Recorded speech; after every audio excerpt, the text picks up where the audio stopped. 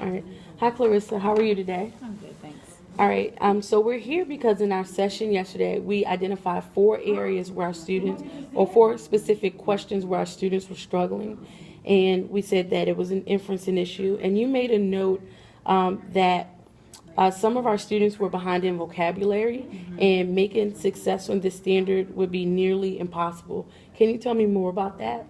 Well, you know what kind of neighborhood we work in. I mean, poor students typically have low vocabulary. Typically, if they're basic by the time they hit third grade, they're just going to remain basic for the rest of their school, and they're more likely not to graduate from high school. So that's why I say it's impossible, because I mean, at this level, what are we supposed to do to make up a gap when it's 3 to 4 years below grade level? It's no way I'm going to make that up in one school year. That's a valid point, that our students do come to us with the gap, but they're so lucky to have you as a teacher because you're so strong in this area. So if we know that our students come to us and they're already behind and they're not exposed to, so much vocabulary, what can we do to close that gap? Well, I mean, I've been working on vocabulary strategies.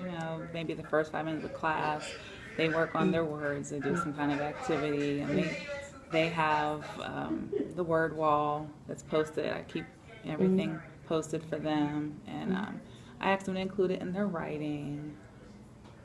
So, but what other ways do you use to measure, to show whether or not they're actually learning that vocabulary? Well, in the curriculum, we spend so much time on the reading comprehension and the grammar piece. I really haven't been measuring the vocabulary. Okay. I know that's an issue for students who are basic, but I haven't really been measuring that. And I do give them vocabulary words, but.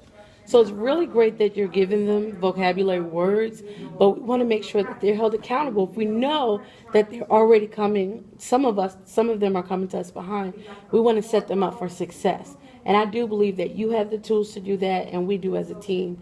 So let's see, what's one way we can measure and hold them accountable for the words that they're learning? Well, I could start actually giving them weekly quizzes on their vocabulary words. Okay, and what would be the outcome of that? What's the purpose? Well, that would help me to see where they are, see if they're actually comprehending the words or not.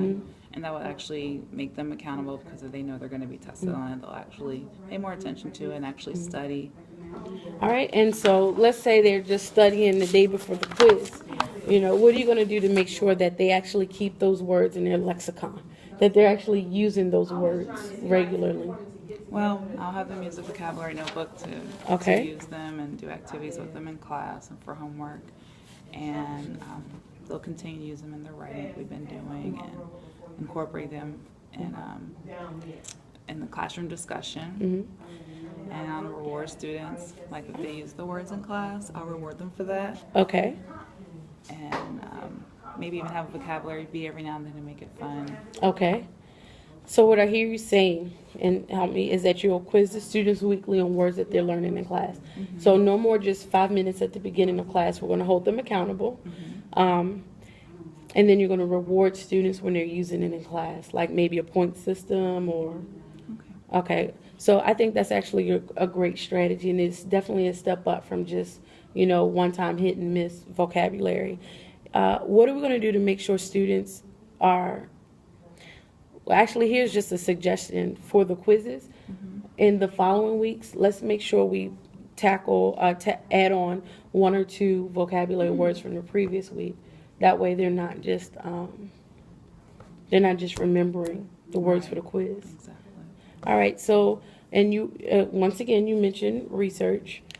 We know that some of our kids do come to us behind, but we want to keep in mind our vision that all students can learn. One of your goals set was that 80% of your students would be proficient, and if they're behind in vocabulary, then this should be a big focus point for you as well if you want to reach that goal of 80% of all students learning. So what are just some other ways? We have what we're going to do with the words. How are you selecting words, and how are we going to ensure that students are exposed to rich vocabulary that they're not getting at home? We know it. So what are we going to do in school to make sure we set them up for success?